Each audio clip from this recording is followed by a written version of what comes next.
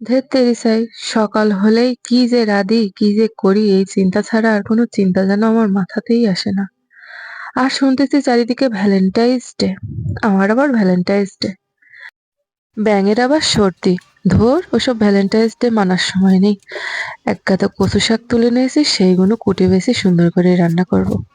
নমস্কার বন্ধুরা, তনুর রান্নাঘরে আপনাদের সবাইকে স্বাগত জানিয়ে শুরু করছি আজকের ভিডিও। আর আজকের রেসিপি গ্রামের খুব সাদামাটা, আমাদের এখানে বনে জঙ্গলে আনাচে কানাচে হয়ে থাকে কচু শাক। আজকে অনেকদিন পর মন চাচ্ছে যে একটু কচু শাক খাবো।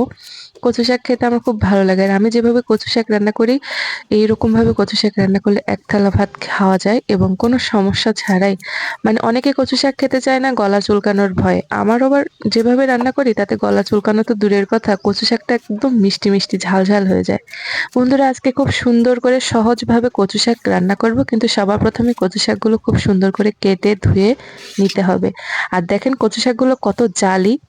আমার না কচু শাকের চেয়ে মানে ডাঁটার চেয়ে পাতা খেতে ভালো লাগে, কিন্তু এই সময় না শুধু পাতা পাওয়া যায় না। তো যাই হোক, আমাদের বাড়ির পাশে পুকুরের পাশে হয়েছিল অনেক কচু শাক, সেখান থেকে কেটে নিয়ে এসেছি। কাটাটা আর আপনাদের দেখালাম না, কিন্তু বাড়িতে এনে কিভাবে কাটছি সেটা দেখালাম। অনেকে অনেক রকম ভাবে কচু শাকের রেসিপি করে খায়, অনেক জায়গায় আমি দেখেছি এই কচু দিয়ে ঝোল রান্না করে খায়, সেটা গলা চুলকায়, আর গলা চুলকানোর ভয়ে অনেক মানুষ খেতে চায় না। কিন্তু আমি যেভাবে রান্নাটা করব, এই রান্নাটার একটা স্পেশাল ব্যাপার হচ্ছে আমার চ্যানেলে প্রথম যে রান্নার ভিডিওটা দেওয়া সেটা কিন্তু এই কচু শাকের রান্না। তো বন্ধুরা, এই রান্নাটা আমার জন্য খুব স্পেশাল। দেখেন কতগুলো কচু শাক, মনে হচ্ছে যেন গরুর মতন কেটে রেখেছি। এত কচু শাক কি হবে, কিন্তু এত জালি এই কচু শাক, সেদ্ধ করার পরে একেবারে কোনটুকু হয়ে যায় একটু দেখবেন ম্যাজিকের মতো। আর নিয়েছি ঘেরের ছোট ছোট ছাটি চিংড়ি। সব মাছ তো চুরি হয়ে গিয়েছিল, তাই আর মাছ রাখিনি ঘেরে, সব তুলে নিয়ে এসেছি। তো ছাটিগুলো খুব একটা বড় হয়নি, ছোট ছোট আছে, সেগুলো দিয়ে কচু শাকটা রান্না করব। আমার চ্যানেলে প্রথম যে ভিডিওটা সেটা আমি ছাটি চিংড়ির ঠ্যাং দিয়ে করেছিলাম, আর আজকে আস্ত ছাটি চিংড়ি দিয়েই করছি। ভিডিওটা কেউ না টেনে সম্পূর্ণ দেখুন, দেখলে ভালো লাগবে, শিখতে পারবেন নতুন কিছু। এরকম কচু শাক আপনাদের আগানে বাগানে আশেপাশে অনেক হয়, আপনারা শুধু দেখেন, কিন্তু আজকের এই ভিডিও দেখার পরে মনে হবে যে ওই কচু শাকগুলো কেটে নিয়ে এসে বৌদির মতো করে রান্না করে খায়। আর এটা খাওয়া অনেক উপকার, চোখের জন্য খুব ভালো। এই দেখেন, এক গাদা কচু শাক সেদ্ধ করে কত কমে গেছে, আর এখনো তো আরো কমবে। মানে কচু শাকগুলো জালি হলে খেতে ভালো লাগে, আর কি বলবো, এরকম কমে যায়। বন্ধুরা, কচু শাক রাঁধতে আহামরি কিছু প্রয়োজন হয় না, সিদ্ধ করে জল ঝরিয়ে নিয়েছি। আজ আমার মন ভালো না, ভ্যালেন্টাইন্স ডেতে সবাই কত কি করছে আর আমি রান্না করছি কচু। আসলে জীবনে যেটা জুটেছে সেটাই তো খাচ্ছি, তাই না? যাই হোক, দুঃখ করে লাভ নেই, কচু শাকটা রান্না করে নেই। পেঁয়াজ আর হচ্ছে রসুন, কাঁচা ঝাল দিয়ে তেলের উপরে ভালো করে ভেজে নেব। আর রান্নাটা একদম সহজ বন্ধুরা। আপনাদের কার কেমন কেটেছে ভ্যালেন্টাইন্স ডে? আমার তো চোখের জলে নাকের জলে কেটেছে। জানেন তো, কচু শাক কাটার পরে হাত একটু চুলকায়। এত হাত চুলকাচ্ছিল যে বটিতে বসে ঝাল চিড়ে নেব তার পারিনি, তাই কড়াইতে এখন খুন্তি দিয়েই ঝালগুলো ফেটে ফেটে নিচ্ছি।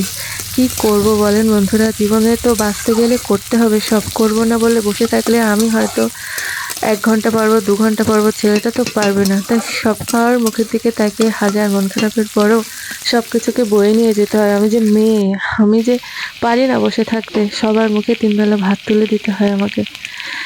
যাই হোক বন্ধুরা, পেঁয়াজ রসুন আর কাঁচা ঝাল ভেজে নিয়ে এবার চিংড়ি মাছ দিব। চিংড়ি মাছগুলো ছোট ছোট, কিন্তু কচু শাকে একটু চিংড়ি মাছ দিলে ভীষণ ভালো লাগে। আর আমি যেভাবে রান্নাটা করবো, এখানে যদি আপনি চিংড়ি মাছ নাও দেন তাও ভালো লাগবে। পরে কি সে কি করি সেটা মনোযোগ দিয়ে দেখতে থাকুন। ব্যাচেলার থেকে শুরু করে পাকা রাঁধুনি, এই রেসিপিটা জানা থাকলে জীবনে একদিন না একদিন আমার কথা মনে পড়বে, তখন আমি থাকি বা না থাকি। তো এবার চিংড়ি মাছটা একটু ভেজে নিয়েছি, সেদ্ধ করে জল ঝরিয়ে নেওয়া কচু শাকটা দিয়ে দিচ্ছি। বন্ধুরা, কচু শাক আমার খুব প্রিয়, কিন্তু আসলে এটা রান্না আমার কি বলবো, মাঝে মধ্যে এটা রান্না করতে ইচ্ছা করে না, একটাই কারণ যে এটা পাওয়া যায় না। ঠিক আছে, মানুষ এটাকে হওয়ার আগেই কেটে নিয়ে যায়। আজ আমি তাকে তাকে ছিলাম, আমিই নেব, তাই আমি পেয়েছি আর রান্না করছি। গ্রামের দিকে মানুষ এগুলো খাই। আমরা গ্রামে থাকি তো শাক পাতার অভাব নেই, আমরা প্রায় এগুলো খাই। শহরে তো বিক্রি হয় কিন্তু তারা যে কি খারাপ জায়গা থেকে কেটে নিয়ে আসে বাবা! আর আমরা তো একেবারে চোখের সামনে ভালো জায়গায় হতে দেখি তারপরে কেটে খাই, খুবই ভালো লাগে বন্ধুরা।